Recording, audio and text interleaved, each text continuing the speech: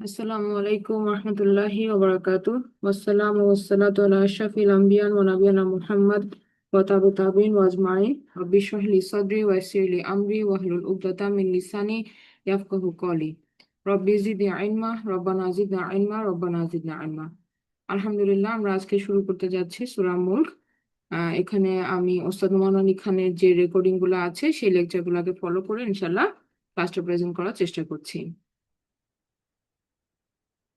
প্রথমে যদি আমরা দেখি সূরা মুলক এর সম্পর্কে, যদি আমরা জানতে চাই এই সূরাটার কিছু ইউনিক ক্যারেক্টারিস্টিক্স আছে। তো এমনি জেনারেল ভাবে আমরা যদি এটার কিছু ইনফরমেশন নিতে চাই, সেটা হচ্ছে এটা 29তম পারার প্রথম সূরা, 67 নম্বর সূরা আল কোরআনের। এবং এইখানের এই নামকরণটা আসছে এই সূরার প্রথম আয়াতের যে শব্দটা আল মুলক এখান থেকে এসেছে। এই শব্দটার অর্থ হচ্ছে সার্বভৌমত্ব, রাজত্ব, মহাবিশ্বের কর্তৃত্ব। এখানে মোট 30টা আয়াত আছে, দুইটা রুকু আছে, এবং এটা একটা মক্কায় নাজিল হওয়া সূরা। এবং এটা রাসূল সাল্লাল্লাহু আলাইহি সাল্লামের জীবনের আর্লি, যখন নবুয়তের সময়কালটা ছিল সেই সময়ে এটা নাজিল হয়েছে। তো আমরা এই সূরাটা সম্পর্কে মানে স্টার্ট করার আগে যে জিনিসটা আমরা বলতে চাই যে আল্লাহ সুবহানাহু ওয়া তাআলার প্রত্যেকটা সূরাতে একটা কনসেপ্ট আছে, একটা বিষয়বস্তু আছে, বা একটা সিগনেচার আছে। যে এক একটা সূরা তার নিজস্ব বৈশিষ্ট্যে অনন্য। একই সাথে আল্লাহ সুবহানাহু ওয়া তাআলা আমাদেরকে কিছু জিনিস নিয়ে চিন্তা করাইতে চান। হ্যাঁ, এই যে ইউনিক, এক একটা সূরার এক এক রকম যে বৈশিষ্ট্যগুলো আছে, এক একজন এক একটা সূরাতে আমরা দেখি যে আমরা ইন্সপাইরেশন পাই, অথবা আমাদেরকে ভাবায় এই সূরাগুলা। তো এটা সম্পর্কে আল্লাহ সুবহানাহু ওয়া তাআলা বলেন যে ওয়াল্লাযিনা জাহাদু ফিনা লানাহদিয়ান্নাহুম সুবুলানা ওয়া ইন্নাল্লাহা লামাআল মুহসিনিন। যারা আমার পথে সাধনায় আত্মনিয়োগ করে, আমি অবশ্যই তাদেরকে আমার পথে পরিচালিত করব। নিশ্চয়ই আল্লাহ সৎ কর্মপরায়ণদের সাথে আছে। মানে আমরা যদি চেষ্টা করি তাহলে অবশ্যই আল্লাহ সুবহানাহু ওয়া তাআলা আমাদেরকে কি করবেন, আমাদেরকে সঠিক পথটা দেখাবেন। তো এইখানে সূরা মুলক হইতে পারে আমাদের জন্য কি সেরকম একটা আই ওপেনার একটা সূরা, যেখানে আমরা যদি একটু নিজেরা আগায় আসি সূরাটাকে বোঝার জন্য, তাহলে আল্লাহ সুবহানাহু ওয়া তাআলা কি করবেন, আমাদের জন্য আরো সহজ করে দিবেন এটার কনসেপ্ট গুলাকে বোঝা। হ্যাঁ, এবং আমরা আমরা চাই যে আল্লাহ সুবহানাহু ওয়া তাআলা আমাদের সবাইকে এই এই পথে রাখুক, যেন আমরা এটার বেনিফিটটা নিতে পারি। সূরা মুলকের আমরা প্রথমেই বললাম যে এখানে কিছু এই সূরাটার সম্পর্কে বেশ কিছু হাদিস আছে, যেখানে আল্লাহ রাসূল সাল্লাল্লাহু আলাইহি সাল্লাম এটার গুরুত্ব সম্পর্কে বলেছেন। যেমন এখানে আমি দেখাচ্ছি কয়েকটা হাদিস। যে হযরত আবু হুরায়রা রাদিয়াল্লাহু আনহু থেকে বর্ণিত, আল্লাহ রাসূল সাল্লাল্লাহু আলাইহি সাল্লাম বলেছেন যে কোরআনে 30 আয়াত বিশিষ্ট একটা সূরা রয়েছে, যা কোনো ব্যক্তির জন্য আল্লাহর দরবারে ততক্ষণ পর্যন্ত সুপারিশ করতে থাকবে যতক্ষণ না তাকে ক্ষমা করে দেওয়া হয়। আর সেই সূরাটি হচ্ছে তাবারাকাল্লাযী বিয়াদিহিল মুলক, অর্থাৎ সূরা মুলকের কথা বলা হচ্ছে। তো এখানে আমরা যে জিনিসটা বুঝলাম যে সূরা মুলকে আল্লাহ সুবহানাহু ওয়া তাআলা একটা আইডেন্টিটি দিবেন। হ্যাঁ, যেমন আমরা জানি যে সেদিন আল্লাহ সুবহানাহু ওয়া তাআলা জবান দিবেন অনেক কিছুকে, যেমন আমাদের হাত পা আমাদের সাক্ষী দিবে। হ্যাঁ, আমাদের শরীরের অঙ্গগুলা সাক্ষী দিবে। তো এরকম আল্লাহ সুবহানাহু ওয়া তাআলার স্পেশাল হুকুমে সূরা মুলক একটা ভূমিকা পালন করবে, যেখানে সে নিজেই আল্লাহ সুবহানাহু ওয়া তাআলার কাছে তার যে যে সূরা মুলককে সাহাবী করতে পেরেছে সেই ব্যক্তির জন্য সে সুপারিশ করতে থাকবে যে তাকে যেন ক্ষমা করে দেওয়া হয়, তাকে যেন আগুনে না দেওয়া হয়। এভাবে সে রিকোয়েস্ট করতে থাকবে আল্লাহ সুবহানাহু ওয়া তাআলার কাছে ওই ব্যক্তির ফরে। সো এটা আল্লাহ সুবহানাহু ওয়া তাআলার দেওয়া আমাদের জন্য কিন্তু একটা বিশাল নিয়ামত আমরা বলতে পারি। আরেকটা হাদিসে এভাবে এসেছে, হযরত আব্দুল্লাহ ইবনে মাসউদ রাদিয়াল্লাহু আনহু থেকে বর্ণিত। তিনি বলেছেন, যে ব্যক্তি প্রতিদিন রাতের বেলা সূরা মুলক তেলাওয়াত করবে, আল্লাহ তাআলা এই সূরার উসিলায় তাকে কবরের আযাব থেকে রক্ষা করবেন। আল্লাহ রাসূল সাল্লাল্লাহু আলাইহি সাল্লামের যুগে আমরা এই সূরাটিকে আল মানিয়া বা বাধা প্রদানকারী রক্ষা কবচ নামেই ডাকতাম। আল্লাহর কিতাবে এটা এমন একটা সূরা যা যে ব্যক্তি প্রতি রাতে পাঠ করবে সে অনেক বেশি পুণ্য অর্জন করবে। তাহলে আমরা একটা দেখলাম যে তাকে ব্যক্তিকে জাহান্নাম থেকে বাঁচানোর জন্য সুপারিশ করতে থাকবে কিয়ামতের দিন। আবার এখানে আমরা যে হাদিসটা দেখছি সেখানে ইবনে মাসুদ রাদিয়াল্লাহু আনহু থেকে বর্ণিত যে তিনি বলছেন কবরের আযাব থেকেও এই সূরাটা প্রোটেকশন দেওয়ার জন্য সুপারিশ করবে। অন্য একটা হাদিসে বর্ণিত হচ্ছে, হযরত জাবির রাদিয়াল্লাহু আনহু থেকে বর্ণিত হয়েছে যে নবী করিম সাল্লাল্লাহু আলাইহি সাল্লাম ততক্ষণ পর্যন্ত রাতে ঘুমাতে যেতেন না যতক্ষণ না তিনি সূরা আলিফ লাম মিম তানজিল অর্থাৎ সূরা আশ-সিজদা এবং সূরা তাবারাকাল্লাযী বিয়াদিহিল মুলক, অর্থাৎ সূরা মুলক, এই দুইটা সূরা তিনি তেলাওয়াত করতেন রাতের বেলা। তাহলে আমরা এখান থেকে একটা রেফারেন্স পাই যে সূরা মুলককে রাতের বেলা পঠনের একটা বিশেষ নিয়ামত বা ফজিলত আছে।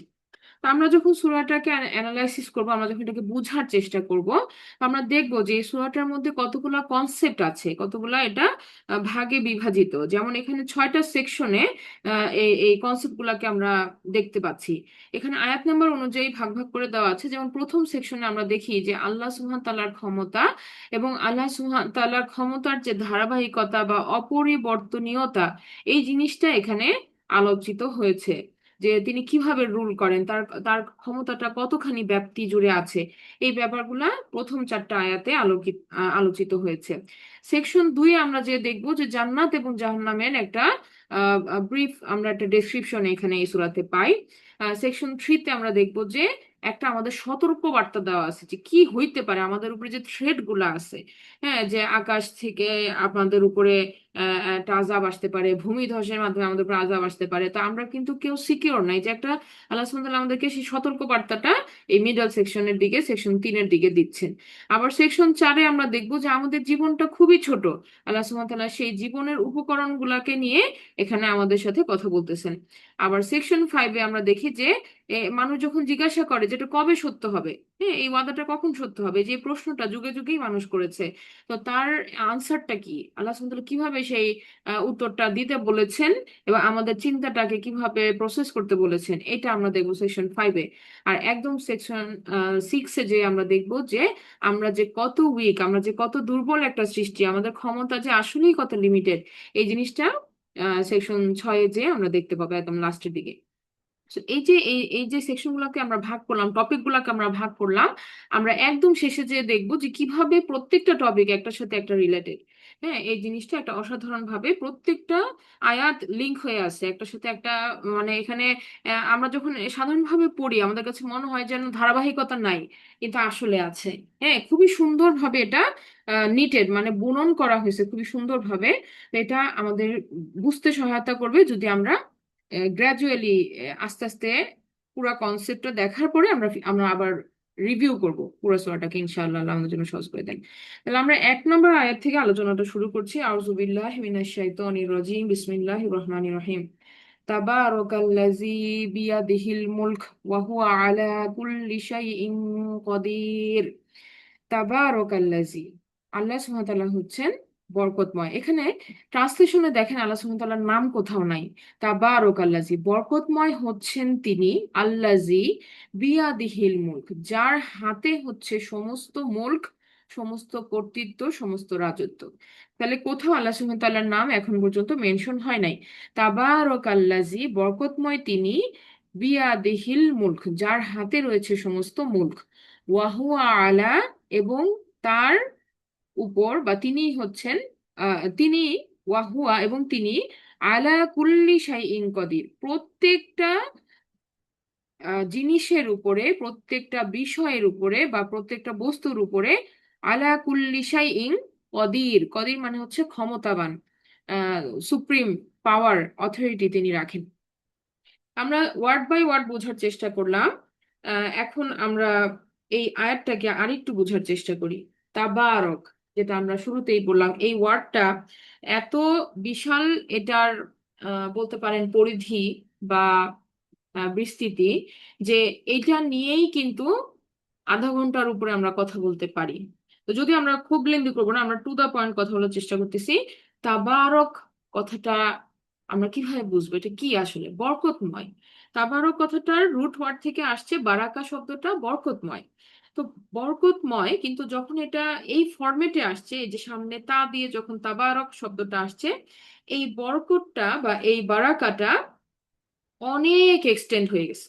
এটা এত বেশি যে প্রত্যাশার বাইরে, অতিশায়িত, এত বেশি যে এটা মানুষ এক্সপেক্ট করে না, মানুষ প্রত্যাশা করে না, প্রত্যাশার বাইরে এই পরিমাণ এটার মধ্যে আহ বারাকা। এখন বারাকা বলতে আমরা সাধারণত বুঝি যে বৃদ্ধি পাওয়া, বারাকা বলতে আমরা জেনারেল ভাবে বুঝে থাকি বৃদ্ধি পাওয়া। কিন্তু এটা শুধু বৃদ্ধি পাওয়া না, কোনো বস্তুর বৃদ্ধি পাওয়া না, সংখ্যায় বেড়ে যাওয়া না, বরং এটা হইতে পারে এটা হতে পারে এমন এমন স্বরূপ যে মানে অ্যাবস্ট্রাক্ট একটা কোয়ালিটি, যেটা আমরা শুধু বস্তু দিয়ে সংখ্যা দিয়ে বুঝবো না, বরং যে কোনো কাজের ক্ষেত্রে বারাকা হতে পারে, যে কোনো কল্যাণময় কাজে বারাকা বারাকা হতে পারে। বারাকা এমন কিছু যেটা মানুষ আশা করে নাই, কিন্তু অনেক বেশি কল্যাণ এখান থেকে আসতেছে, অনেক বেশি কল্যাণ সে ওই জিনিসটা থেকে পাচ্ছে। এটা হচ্ছে বারাকা, তাবারাকা, যেটা বলা হচ্ছে প্রথম আয়াতে। তো যেমন একটা সিম্পল এক্সাম্পল হিসেবে আমরা বলতে পারি যে মনে করেন আপনি কোনোদিন কাউকে একটা উপদেশ স্বরূপ বললেন যে তুমি তো সুন্দর কোরআন পড়তে পারো, তুমি চেষ্টা করো যে ছোট সূরাগুলা মেমোরাইজ করার চেষ্টা করো। তো সে আপনার কথাতে ইন্সপায়ার্ড হলো, ইন্সপায়ার্ড হয়ে সে এই জার্নিটা শুরু করলো, কোরআন মেমোরাইজেশন শুরু করলো, এবং একটা সময় সে পুরা কোরআনটাই সে হাফেজা হয়ে গেল, হ্যাঁ, বা হাফেজ হয়ে গেল। তো এই যে আপনার একটা কথায় সে স্টার্ট করলো, সে জার্নিটা স্টার্ট করলো, এবং আল্লাহ সুবহানাহু ওয়া তাআলা এত বারাকা দিলেন ওখানে যে সে এটা বিয়ন্ড তার এক্সপেকটেশন সে পৌঁছায় গেল। তো এটা হচ্ছে যে আমরা আসলে কনক্লুশনটা এটা চিন্তা করতে পারি না, যে এটা কত বাড়বে বা কত বেশি হবে এটা আমরা চিন্তা করতে পারি না। আবার ধরেন নেচার দিয়ে আমরা যদি চিন্তা করি, একটা বীজ যদি আমরা বপন করি বা একটা আমরা মাটিতে ফেলি একটা বীজ, তো আমরা দেখি যে এটা ছোট চারা থেকে আস্তে আস্তে বড় গাছ হচ্ছে। এখন এই গাছটা থেকে পরবর্তীতে কত ফল হইতে পারে, সেই ফলগুলো থেকে আরো কত কত বীজ হতে পারে, সেই বীজগুলো থেকে আরো কতগুলো গাছ হতে পারে, ওই গাছগুলো থেকে আবার নেক্সট জেনারেশন আসবে, এইভাবে এটা কত দিন পর্যন্ত কন্টিনিউ হবে উই কান্ট ইমাজিন। আমরা কিন্তু এটা জানি না, আমরা ক্যালকুলেট করতে পারি না। হ্যাঁ, হয়তো আমাদের জীবদ্দশার পরেও এটা জারি থাকবে। একইভাবে এই যে কল্যাণ, এটা আল্লাহ সুবহানাহু ওয়া তাআলার ক্ষেত্রে যখন বলা হচ্ছে যে তাবারকময়, তিনি তিনি হচ্ছেন বরকতময়, তো এটা এমন ভাবে আমাদের প্রত্যাশার বাইরে চলে যায়, এত বেশি কল্যাণ এখান থেকে আসে যে সেটাই হচ্ছে সেটাই সেটাই হচ্ছে এখানে বলা হচ্ছে যে বিয়ন্ড এক্সপেক্টেড, অতিরঞ্জিত, অতি শক্তিশালী, হ্যাঁ, যেটা প্রত্যাশা এবং কল্পনার বাইরে চরম বর্ধিত শক্তি। এখন আল্লাহ সুবহানাহু ওয়া তাআলা হচ্ছেন সেই ক্ষমতার অধিকারী, যিনি যে কোনো জিনিসে, যে কোনো কাজে, যে কোনো কর্মে তিনি এই বারাকাটা দিতে পারেন। আর এরপর আল্লাহ সুবহানাহু ওয়া তাআলা বলতেছেন যে আল্লাযী বিয়াদিহিল মুলক। আচ্ছা, আরেকটু আরেকটু বলি। এই বারাকা শব্দটাতে আমরা একটা আইডিয়া পাইলাম যে এটা হচ্ছে যেটা বলছি যে এক্সেসিভ। দ্বিতীয় হচ্ছে এটা কল্যাণকর, এই কল্যাণটা হচ্ছে স্টেবল, এই কল্যাণটা হচ্ছে স্থায়ী। যেমন আরবরা একটা উট যখন বসে থাকে তখন সেটাকে ওরা বলে বুরুকুল বায়ার, অর্থাৎ এই উটটা যখন বসে গেছে, এই উটটাকে আর সহজে নাড়ানো যাবে না। উটটা যখন মনে করেন চলতে চলতে বসে গেল, বসে গেল মানে এই উট আর সহজে এখন উঠতে চাইবে না। হ্যাঁ, তো এইটা হচ্ছে তারা তখন এই স্টেটটাকে তারা বলে বুরুকুল বায়ার, অর্থাৎ এটা স্থিতিশীল হয়ে গেছে, এটা এটা স্ট্যাটিক হয়ে গেছে। তাহলে এখন আমরা এই কথাটাকে এই বারাকার সাথে যদি চিন্তা করি, তাহলে যে কল্যাণগুলো আসতেছে, তাবারকময় বা বারাকা বলতে আমরা যেটা বুঝলাম যে অতিরিক্ত অতিরিক্ত কোনো কিছু বৃদ্ধি পাওয়া, কল্যাণকর, সেই জিনিসটা অস্থায়ী হবে না, সেই জিনিসটা স্থিতিশীল হবে। হ্যাঁ, যে কিন্তু আমাদের কনসেপ্টে দুনিয়াতে আমরা যেটা দেখি যে কোনো জিনিস বেশি বেড়ে গেলে তো সেটা নষ্ট হয়ে যায়। যেমন মনে করেন খুব সুউচ্চ বিল্ডিং, সেটার রিস্ক কিন্তু বেশি পড়ে যাওয়ার। হ্যাঁ, যে কোনো কিছু অতিরিক্ত করলে সেটা পড়ে যাওয়ার, ভেঙে যাওয়ার, নষ্ট হয়ে যাওয়ার চান্সেস হাই। একইভাবে কোনো রাজত্ব যদি অনেক বেশি বৃদ্ধি পেয়ে যায়, তখন সেটার মধ্যে কি দেখা যায়, সমস্যা দেখা যায়, জটিলতা দেখা যায়। একটা ছোট কোম্পানিকে ম্যানেজ করা যত সোজা, তার মানুষদের মধ্যে বন্ধন বা কোঅর্ডিনেশন রাখা যত সোজা, যখন সেটা বড় হয়ে যায় তখন প্রবলেম বেশি তৈরি হয়, কমপ্লেক্সিটি বেড়ে যায়, কোঅর্ডিনেশন ডিফিকাল্ট হয়ে যায়। কিন্তু আল্লাহ সুবহানাহু ওয়া তাআলার মুলকে সেটা হয় না। এটা দুনিয়ার ক্ষেত্রে আমাদের আমাদের চিন্তা ভাবনায়, আমাদের ম্যানেজমেন্টে সেটা ঘাটতি আছে দেখে এটা হয়, কিন্তু আল্লাহর মুলকে এটা হয় না। বরং আল্লাহ সুবহানাহু ওয়া তাআলার মুলকে সবকিছুর মধ্যে স্থিতিশীলতা আছে। আল্লাহ সুবহানাহু ওয়া তাআলার মুলক কিন্তু not only limited to the earth. আমরা জানি শুধু পৃথিবীর এই ছোট্ট পৃথিবীটা, আমরা এত এত কোটি কোটি মানুষ, আমরা আমাদের জীবন নিয়ে, লাইফ নিয়ে এত ব্যস্ত, কিন্তু আল্লাহ সুবহানাহু ওয়া তাআলার মুলক কিন্তু এই পৃথিবীতেই লিমিটেড নয়। আমরা জানি আমরা একটা ছোট্ট গ্রহ সোলার সিস্টেমের, তাই না? কিন্তু আল্লাহ সুবহানাহু ওয়া তাআলার সৃষ্টি তো বিশাল। এই প্রত্যেকটা সৃষ্টিকে তিনি কিন্তু স্থায়ীভাবে ধরে রাখছেন। এবং এটা শুধু সৃষ্টির ক্ষেত্রে আমরা বলছি, এছাড়াও দেখেন আমাদের পার্সোনাল লাইফ গুলাতে দেখেন যে প্রত্যেকটা জিনিস সিস্টেমেটিক ওয়েতে হচ্ছে। আমরা শুধু ওই টাইম ফ্রেমে যে আমরা উপস্থিত থাকতেছি, আমরা আমাদের পরীক্ষাগুলোকে দিচ্ছি বলতে পারেন। হ্যাঁ, যে আমাদের লাইফের পরীক্ষাগুলোকে আমরা দিয়ে দিয়ে আমরা লাইফটাকে লিড করে করে আগায় যাচ্ছি। কিন্তু এভরিথিং ইজ ইন প্লেস, সবকিছু তার জায়গা মতো আছে, সঠিক সময়ে আছে, সঠিক সময়ে চলতেছে। এটা কিভাবে আল্লাহ সুবহানাহু ওয়া তাআলা ম্যানেজ করতেছেন, এটা আল্লাহ সুবহানাহু ওয়া তাআলার ক্ষমতায় তিনি করতেছেন। এটা আমাদের বিয়ন্ড ইমাজিনেশন। আমরা কিন্তু নিজেদের লাইফ ছাড়া বা লাইফ সারাউন্ডিং ছাড়া আমরা এর বেশি চিন্তা করতে পারি না। কিন্তু প্রত্যেকটা ইকোসিস্টেম বলেন, প্রত্যেকটা ফুড চেইন বলেন, প্রত্যেকটা মানে জমিনের যা হইতেছে, আপনার সাগরে যা হচ্ছে, পাহাড়ে যা হচ্ছে, যা আমরা দিনের প্রকাশ্যে দেখি, যা দেখি না, প্রত্যেকটা জিনিস আল্লাহ সুবহানাহু ওয়া তাআলার মুলকের মধ্যে তিনি ফুল এগুলাকে স্থায়িত্বের সাথে কন্ট্রোল করতেছেন। এখানে কোনো অ্যানোমালিসিটি নাই, কোনো এমন না যে এটা ধ্বংস হয়ে যাচ্ছে, এটা এটা নষ্ট হয়ে যাচ্ছে, এরকম আমরা দেখি না। প্রত্যেকটা জিনিস একটা সুন্দর সিস্টেমেটিক সাইকেলে চলতেছে। তাহলে এটা হচ্ছে আল্লাহ সুবহানাহু ওয়া তাআলার সৃষ্টি, এটা হচ্ছে তার মুলক। আর আরেকটা ব্যাপার দেখেন, যে আমরা যেটা বলতেছিলাম যে যখন এই যে আমরা বললাম যে বৃদ্ধি পাওয়ার সাথে সাথে স্থায়িত্ব নষ্ট হয়, এটার আরেকটা এক্সাম্পল হচ্ছে দেখেন যে আর্লি মুসলিম এরাতে যখন সাহাবীদের সংখ্যা কম ছিল, তখন তাদের মধ্যে ভ্রাতৃত্বের বন্ধন অনেক সুন্দর দৃঢ় ছিল, বা তাদের ইমানি শক্তি অনেক অনেক বেশি ছিল। বাট যখন ইসলাম প্রচার হওয়া শুরু হইলো এবং অন্যান্য নিউ মুসলিমরা এসে জয়েন করা শুরু করলো, তাদের ইমানের লেভেল কিন্তু ওই ওই পরিমাণ ছিল না। এবং তখন দেখা গেল যে মুনাফিকরা এন্টার করতেছে, তারপরে আপনার কাফিররা আছে, মানে এই যে লার্জ কমপ্লেক্স সোসাইটিতে তখন কি অনেক অনেক প্রবলেম গুলো অ্যারাইজ হওয়া শুরু করলো। তো এইটাও আমরা দেখি যে দুনিয়ার পার্সপেক্টিভে। হ্যাঁ, বাট যখন আমরা এখন এখন এই বারাকা কোথায় বা কিসে, আমরা যে এই লাইনটা থেকে আমরা যদি এখন বোঝার চেষ্টা করি যে আল্লাহ সুবহানাহু ওয়া তাআলা যে বললেন যে তা আহ, তার তিনি হচ্ছেন বরকতময়, যার হাতে সমস্ত রাজত্ব। তো বরকতটা কিসে, এটা কিন্তু এখানে উজ্জ্ব আছে। বরকতটা কিসে, এটা আল্লাহ সুবহানাহু ওয়া তাআলা এখানে ডিরেক্টলি বলেন নাই। এখন আমরা দুইভাবে চিন্তা করতে পারি। যেহেতু এই তাবারাকা শব্দটার পরে আল্লাহ সুবহানাহু ওয়া তাআলা তার নিজের বর্ণনা দিচ্ছেন যে আল্লাযী বিয়াদিহিল মুলক, তাহলে কি আল্লাহ সুবহানাহু ওয়া তাআলা বরকতময়? হ্যাঁ, সেটা আমরা বলতেই পারি যে এটা আল্লাহ সুবহানাহু ওয়া তাআলার একটা অ্যাট্রিবিউট। তিনি এই ক্ষমতাটা রাখেন যে তিনি যে কোনো কিছুকে বাড়ায় দিতে সক্ষম। আর এই এই যে তার ক্ষমতাটা, এই ক্ষমতাটা তার সমস্ত গুণাবলীতেই আছে। হ্যাঁ, তার সমস্ত গুণাবলীতেই আছে। যেমন আমরা যদি একটা সিম্পল চিন্তা করি যে আল্লাহ সুবহানাহু ওয়া তাআলা ক্ষমাশীল, তিনি গাফুর, কিন্তু তিনি কত পরিমাণ ক্ষমাশীল, এটা আমরা এটা আমরা আসলে প্রত্যাশার বাইরে তিনি ক্ষমাশীল। আমরা অনেক সময় মনে করি না যে আমাদের এত গুনাহ, আমার এত গুনাহ, হ্যাঁ, যে আমি কিভাবে আল্লাহর কাছে আমরা ক্ষমা চাইবো। কিন্তু আমাদের এইটা বুঝতে হবে যে আল্লাহ সুবহানাহু ওয়া তাআলা হচ্ছে বিয়ন্ড আওয়ার এক্সপেকটেশন, যেটা এখানে এই সূরার ফার্স্ট কথা তাবারাকা। তার মানে আমি যা ভাবতেছি আল্লাহ সুবহানাহু ওয়া তাআলার প্রত্যেকটা গুণাবলী এটাকে সারপ্লাস করে।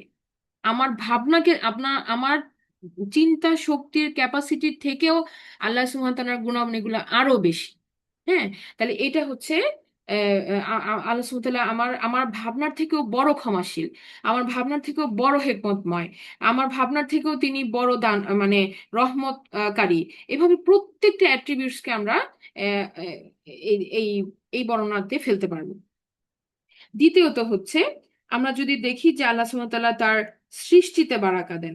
হ্যাঁ, সৃষ্টিতে যেমন একটা গাছ, আমরা গাছের উদাহরণটা বললাম যে এই গাছটা কেমন পর্যন্ত হইতে পারে, তার জেনারেশন আপনার বেনিফিট দিয়ে যাচ্ছে, এবং যে গাছটা লাগাইছিল সেও এটার সাদাকা পেয়ে যাচ্ছে। তো এটা আল্লাহ সুবহানাহু ওয়া তাআলা যেভাবে বারাকা দেন সেটা হবে। এখন আসেন আমরা যদি আমরা এই সূরার যে ফোর্থ ওয়ার্ড এখানে যেটা আছে যে বিয়াদিহিল মুলক, মুলক কি জিনিস, মুলক কি, কর্তৃত্ব যার হাতে, এটা বলা হলো। তো এই মুলকের মালিক কে? হ্যাঁ, মুলক বলতে আমরা বুঝি কি, সাধারণত একটা ভূমি, একটা জায়গা, একটা কিছু যেটার একটা মালিক আছে। কিন্তু আল্লাহ সুবহানাহু ওয়া তাআলা কিন্তু এখানে ফার্স্ট অফ অল যে কোন জিনিসটা তার কর্তৃত্ব, এটার কোনো বাউন্ডারি এখানে আমাদেরকে ওভাবে বলেন নাই। দ্বিতীয়ত হচ্ছে যে আসলে ওনার নাম কি? উনি ইনি ইনি যে রাজা, যার কথা আমরা বলতেছি যে তিনি হচ্ছেন সমস্ত কিছুর মালিক রাজা, তো তিনি কে? তার কথা এখানে সরাসরি নাম দিয়ে আসে নাই। হ্যাঁ, তো এটা একটা আল্লাহ সুবহানাহু ওয়া তাআলার বলতে পারেন যে ওয়ে অফ টিচিং। তিনি এভাবে করেই এই আয়াতটাকে দিছেন যেন মানুষ একটু চিন্তা করে। বিশেষত আমরা বললাম যে এই সূরাটা নাজিল হয়েছে কখন, মক্কার আর্লি এজে। তো তখন মানুষ কি লিসনার কারা বা ফার্স্ট রিসিভার কারা ছিল? যারা ছিল মক্কার যারা কুরাইশ মুশরিক যারা। তো তাদের মানসিকতার ভিতরে কি ছিল? বিভিন্ন রকমের মূর্তি। তো এই মূর্তিগুলাকে তারা পূজা করত, তারা এগুলাকে গড হিসেবে চিন্তা করত। তো যখন আল্লাহ সুবহানাহু ওয়া তাআলা এভাবে বলা শুরু করলেন যে যার হাতে রয়েছে সমস্ত রাজত্ব, এটা তাদেরকে বিস্মিত করলো যে এটা কেমন মালিক। হ্যাঁ, সমস্ত কিছু তার হাতেই। ওরা যেমন অনেক মূর্তি রাখতো, যে একজন হইতেছে ধন সম্পদের জন্য, মনে করো আরেকজন হইতেছে বৃষ্টির জন্য, আরেকজন হইতেছে জ্ঞানের জন্য, এরকম নানা রকম। কিন্তু এখানে আল্লাহ সুবহানাহু ওয়া তাআলা একাই বলতেছেন যে তিনি একাই সবকিছুর মালিক। এটা তাদেরকে একটু ভাবাইতেছে। হ্যাঁ, এটা তাদেরকে চিন্তায় ফেলে দিচ্ছে। আবার আরেকটা ব্যাপার, যদি গ্রামাটিক্যাল ভাবে বলা হয়, এইখানে আমরা দেখি যেটাকে বলা হচ্ছে এটা মুকাদ্দাম হয়ে গেছে, মানে গ্রামার দিয়ে বলা হচ্ছে যে এটা সেন্টেন্স কনস্ট্রাকশন অনুযায়ী পেছনে থাকার কথা ছিল, বাট এটা ওই ওই নর্মাল যে ক্রোনোলজি সেটা ভেঙে এটা সামনে চলে আসছে। বিয়াদিহিল মুলকে একটা সেন্টেন্সের শেষে থাকার কথা ছিল, এ বি সি যদি হয়, সি পরে থাকার কথা ছিল, কিন্তু সিটা ওই সিস্টেমকে ফলো না করে আগে চলে আসছে। তো এরকম যখন গ্রামারের মধ্যে দেখা যায়, এটার থেকে এটার একটা অর্থ আছে। এভাবে আসার ফলে এটা বিশেষ একটা অর্থ প্রদান করে, সেটা হচ্ছে এক্সক্লুসিভিটি।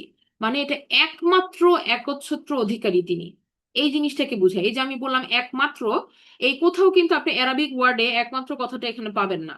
তাহলে আমি কেমনে বলতে পারতেছি, বা যারা গ্রামাটিক্যাল অ্যানালাইসিস যারা করেন তারা কিভাবে বলতেছেন? সেন্টেন্স কনস্ট্রাকশন থেকে বলতেছেন, যেটা তো এমনি আসার কথা না।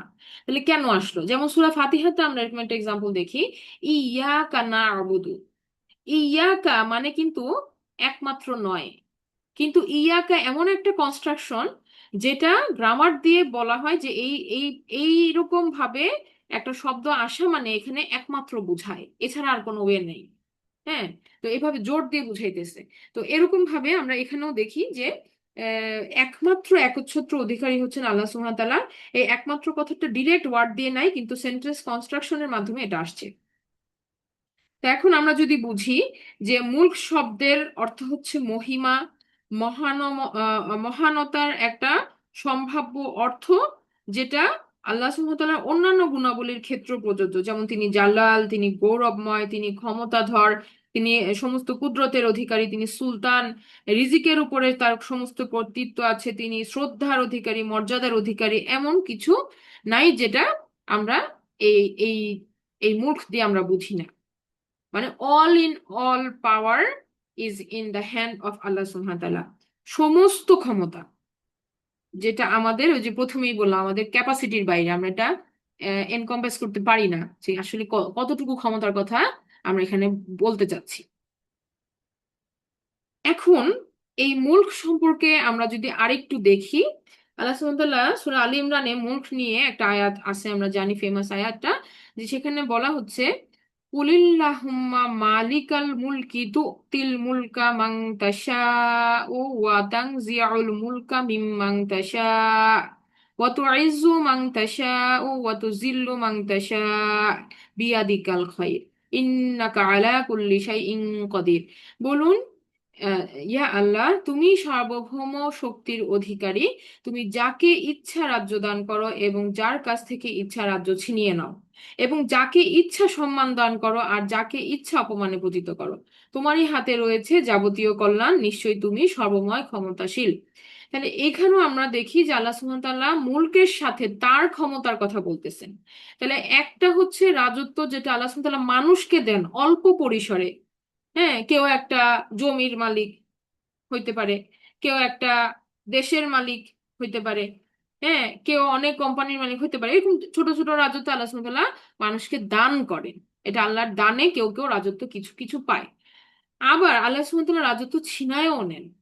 তাহলে এখানে আমরা দুই রকম রোল দেখতে পাচ্ছি। আল্লাহ সুবহানাহু ওয়া তাআলা হচ্ছেন আলটিমেট রাজা, যিনি তার ক্ষমতায় কাউকে কাউকে ক্ষমতা দেন, কাউকে কাউকে ক্ষমতা, কারো থেকে ক্ষমতা নিয়ে যান। তাহলে দুই রকম রোল, একটা হচ্ছে দেওয়ার ক্ষমতা আর একটা হচ্ছে নিয়ে যাওয়ার ক্ষমতা, দুইটাই আল্লাহ সুবহানাহু ওয়া তাআলা রাখেন।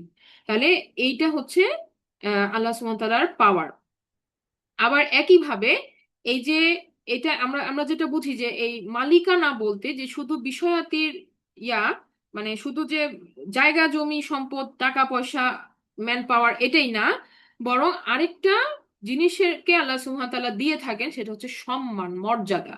হ্যাঁ, তো এটাও আল্লাহ সুবহানাহু ওয়া তাআলা যাকে ইচ্ছা দেন, যার থেকে ইচ্ছা নিয়ে নেন।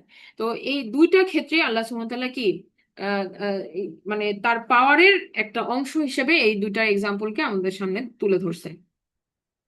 এখন আমরা যেটা বলতেছিলাম যে দুনিয়ার চোখে আমরা যখন মনে করি যে একটা রাজা, বা এখানে যেমন আল্লাহ সুবহানাহু ওয়া তাআলা বলছেন যে কাউকে কাউকে মুলক দিছেন, তো তারা কিরকম মুলক পাইছে। যেমন আমরা যদি চিন্তা করি, দুনিয়ার চোখে আমাদের রাজা বলতে বোঝায় যে একটা সিংহাসনে বসা এক ব্যক্তি যার অনেক সৈন্য সামন্ত আছে, হাতি ঘোড়া আছে, যেগুলা সে বাহিনী স্বরূপ রাখে, এরকম। এখন এই জিনিসটাকে আমরা চিন্তা করি নবী রাসূলদের জীবনী দিয়ে। দুইজন প্রফেটের কথা আমরা বলবো, একজন হচ্ছে ইউসুফ আলাইসাল্লাম। ইউসুফ আলাইসাল্লাম, আমরা জানি তার জীবনের কাহিনী থেকে তিনি 7 বছর জেলে ছিলেন। তারপরে তাকে আল্লাহ সুবহানাহু ওয়া তাআলা আহ ক্ষমতা দিলেন। হ্যাঁ, এখন একজন নবী, একজন নবী যার এত পটেনশিয়াল, যাকে আল্লাহ সুবহানাহু ওয়া তাআলা পরবর্তীতে রাজত্ব দিবেন, তাকে কিরকম একটা ক্রাইসিস দিয়ে আল্লাহ সুবহানাহু ওয়া তাআলা মানে রেডি করছে। হ্যাঁ, তাহলে তার যে জেলের মধ্যে বন্দি সময়টা, আমরা কি ভাবতেছি যে এটা এটা কি সময়, এটা একটা কষ্টকর সময়। এখানে কিন্তু তার সম্মান কি হয়েছে, কদর হয়েছে, রেস্ট্রিক্ট হয়েছে। আবার পরবর্তীতে ওই সময়টার পরে আল্লাহ সুবহানাহু ওয়া তাআলা তাকে এত বেশি সম্মানিত করছেন যে দেখেন এই আয়াতের কিন্তু একটা রিফ্লেকশন আমরা ইউসুফ আলাইহিস সালামের জীবনীতে পাচ্ছি। আবার একটা ব্যাপার খেয়াল করে দেখেন যে যখন ইউসুফ আলাহিসাল্লামের কোনো ক্ষমতা ছিল না, তখন কিন্তু তিনি একজন আজিজের ঘরে ছিলেন, মানে একটা মিনিস্টারের বাসায় উনি ছিলেন, যিনি ওনাকে পেলেছেন।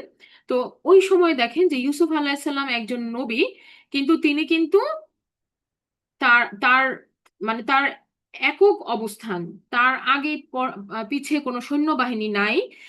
তিনি ফাইট করতেছেন তার সত্যটাকে নিয়ে তিনি ফাইট করতেছেন। এবং এই দুনিয়ার মানুষের ষড়যন্ত্রের কারণে তিনি কি ভাবছেন যে এই জেলখানাটাই তার জন্য কি উত্তম হবে এই এই ফ্যাসাদের থেকে। হ্যাঁ, এই এই এই এই যে ফ্যাসাদটা, তার ষড়যন্ত্র যেটা ছিল সেই ফ্যাসাদ থেকে। তাহলে এইখানে একটা আমরা ক্ষমতার যে বৈষম্য এটা দেখতে পাইতেছি, যে আল্লাহর নবী হওয়ার পরেও তার আগে পরে কিন্তু কোনো সৈন্যবাহিনী ছিল না, but he alone was so confident. তার ভিতরে যে সত্যের যে আহ্বানটা এত বেশি ছিল যে তিনি কিন্তু এটার উপর দণ্ডায়মান ছিলেন, এখান থেকে নড়েন নাই। আবার দেখেন আরেকটা আমরা এক্সাম্পল কথা বলি, মুসা আলাহিস সাল্লামের কথা বলতেছি। মুসা আলাহিস সাল্লাম কে আল্লাহ সুবহানাহু ওয়া তাআলা দাঁড় করায় দিলেন ফেরাউনের এগেনস্টে। তো এই আল্লাহর নবী মুসা আলাহিসাল্লাম, আর এদিকে দুনিয়ার চোখে আমরা যাকে রাজা, যার পুরা ক্ষমতা, এত এত সৈন্যের মালিক, সেই ফেরাউনকে আমরা দেখতেছি। দেখেন মুসা আলাহিসাল্লামের পেছনে কিন্তু একটা সৈন্যও নাই, কেউ নাই, সে একা দাঁড়ায় আছে, তার তার ভাই, তার সহকারী। আর আর উল্টা দিকে ফেরাউনের এত ক্ষমতা, এত সৈন্যবাহিনী। তো এই যে ফেস টু ফেস তারা হইলো, আপনি বলতে পারেন যে এটা কিভাবে সম্ভব যে উইদাউট এনি পাওয়ার, দুনিয়ার কোনো পাওয়ার ছাড়া একটা রাজার বিরুদ্ধে সে দাঁড়ায় কথা বলতেছে। তাহলে তাকে কে ব্যাকআপ দিতেছে?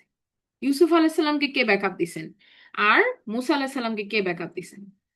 তাহলে আমরা দুনিয়ার চোখে যে রাজত্ব বা ক্ষমতা বলতে যা বুঝি, যদি কেউ আল্লাহ সুবহানাহু ওয়া তাআলাকে মালিক হিসাবে একসেপ্ট করে, তাহলে আল্লাহ সুবহানাহু ওয়া তাআলা তার জন্য যথেষ্ট। এটা আমি এই কথাগুলা এই জন্য বলতেছি যে দেখেন, আমরা না বুঝে পড়লে একরকম, আর বুঝে পড়লে একরকম।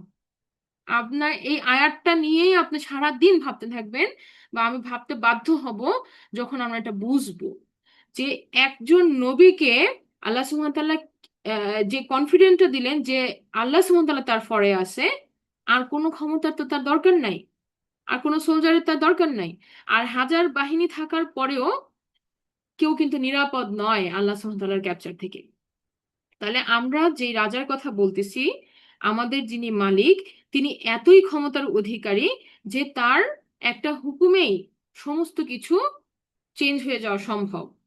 তাহলে যদি কেউ আল্লাহ সুবহানাহু ওয়া তাআলার কাছে সারেন্ডার করে, তাহলে এই মালিক তার জন্য কাভার হয়ে যাবে, আর অন্য কোনো বাহিনীর তার দরকার নেই। Not a single soldier, even একটা সিঙ্গেল বডিগার্ডও তার দরকার নেই যদি আল্লাহ তার সাথে থাকেন। হ্যাঁ, তো এটা হচ্ছে আল্লাহ সুবহানাহু ওয়া তাআলার পাওয়ার। আচ্ছা, এখন আমরা যেটা বলতেছিলাম যে সেকেন্ড যে ফ্রেজটা, ওয়াহুয়া আলা কুল্লি শাইইন কদির, তিনি প্রত্যেকটা বিষয়ের উপরে কদির মানে ক্ষমতাবান। এখন এই ক্ষমতাটা আসলে কিরকম, আমরা একটু আগে বলতেছিলাম যে তিনি যেভাবে দিতে পারেন তেমনি রেস্ট্রিক্টও করতে পারেন, নিয়েও যেতে পারেন, দুইটাই তার ক্ষমতার আয়ত্তাধীনে আছে।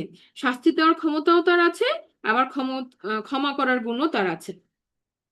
এখন একটা জিনিস এভাবে চিন্তা করেন যে আমরা যদি দুনিয়ার চোখে আবার দেখি, একজন রাজা, তিনি বসে আছেন তার রাজ সিংহাসনে।